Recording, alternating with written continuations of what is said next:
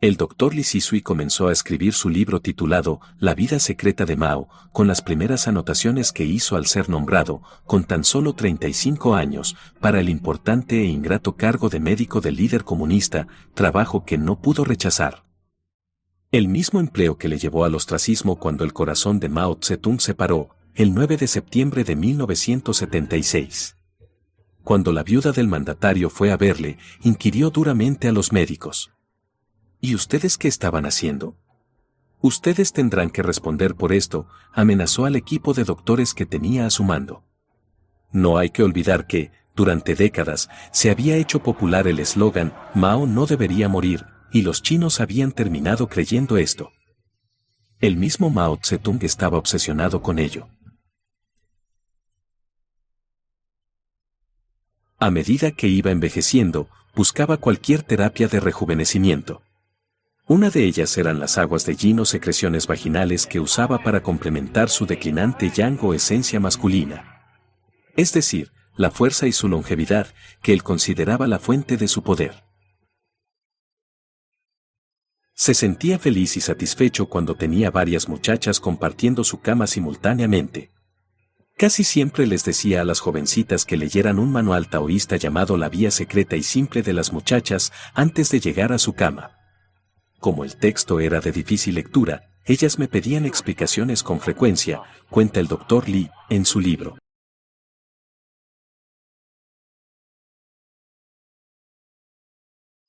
El médico, que lo había acompañado en sus viajes por el país, recuerda que se trasladaban en un tren lujoso, y que el líder comunista ordenaba que se sembraran de arroz todos los campos por los que él pasaba.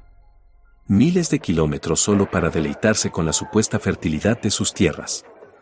No le importaba que el trabajo implicara a centenares de miles de agricultores y que tuvieran que paralizar o desviar el itinerario de muchos trenes durante semanas.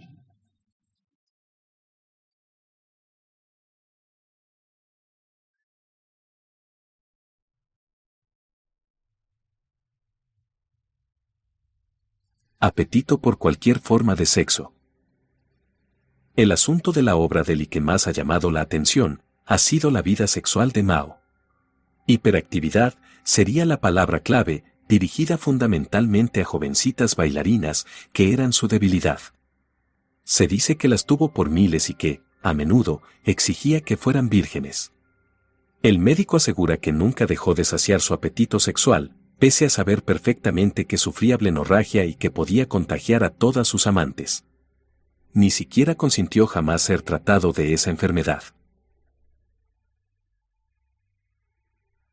Como revolucionario seguidor del taoísmo, llegó a escribir que la sexualidad es una fuerza cósmica cargada de potencialidad revolucionaria.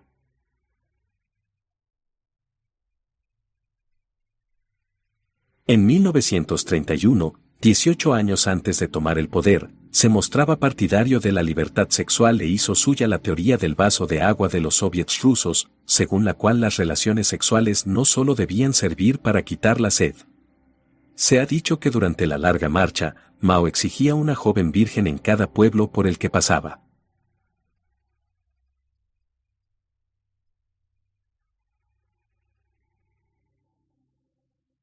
Poco después de incorporarse a su puesto, el médico confirmó el gigantesco apetito sexual del líder.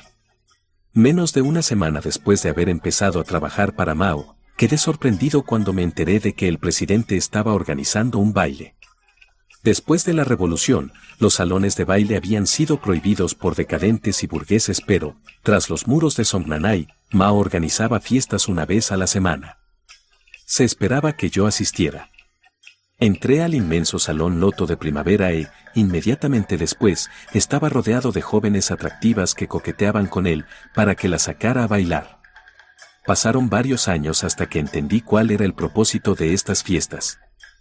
En 1961, una de las camas de Mao fue llevada a un cuarto contiguo al salón de baile, donde se retiraba a descansar durante los bailes. Varias veces lo vi llevando a una de las jóvenes de su mano hasta el cuarto, donde se metía con ella y cerraba la puerta. Y añade después, varias veces su esposa lo encontró con otras mujeres, incluyendo sus propias enfermeras. La conducta de Mao la hirió profundamente. Una vez la encontré llorando en un banco a las afueras de la residencia de Mao. Sollozante dijo que nadie, ni siquiera Stalin, podría ganar una batalla política contra su esposo, de la misma manera que ninguna mujer podría ganar jamás una batalla por su amor. Su gran temor era que Mao la dejara. La homosexualidad penada, menos para Mao. La actividad sexual del dictador comunista no se limitaba a las mujeres, según confiesa el Dr. Li. Los apuestos guardaespaldas del presidente tenían que darle masajes en su cuerpo, incluyendo sus partes íntimas. El mismo médico describe una escena que él mismo presenció. En 1964 vi como Mao, completamente desnudo, agarró a un joven guardaespaldas y lo comenzó a acariciar. Al principio tomé esa actitud como una evidencia de su homosexualidad, pero más tarde concluí que no era más que un insaciable apetito por cualquier forma de sexo.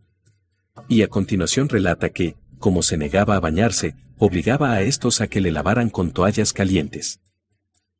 Resulta curioso que esto ocurriera en un lugar como China, donde la tolerancia con respecto a la homosexualidad desapareció en el mismo momento en que Mao creó la República Popular el 1 de octubre de 1949, hace poco más de 70 años.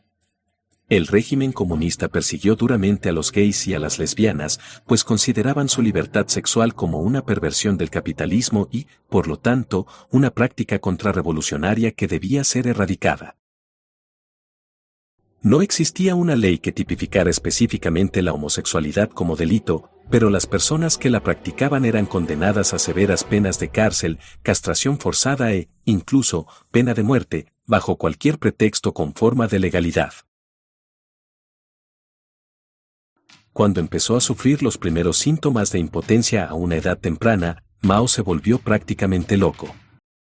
Estaba convencido de que un líder como él debía ser sexualmente activo, hasta los 80 años.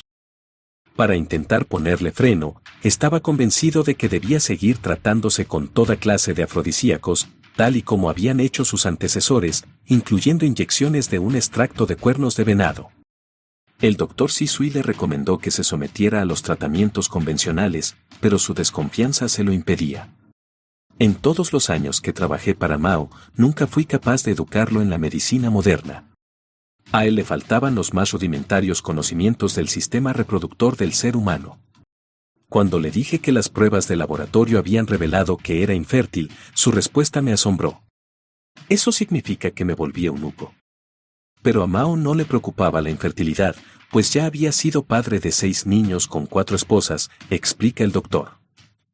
A día de hoy, Mao Zedong sigue siendo un desconocido por el celo con que el régimen de Pekín protege su figura.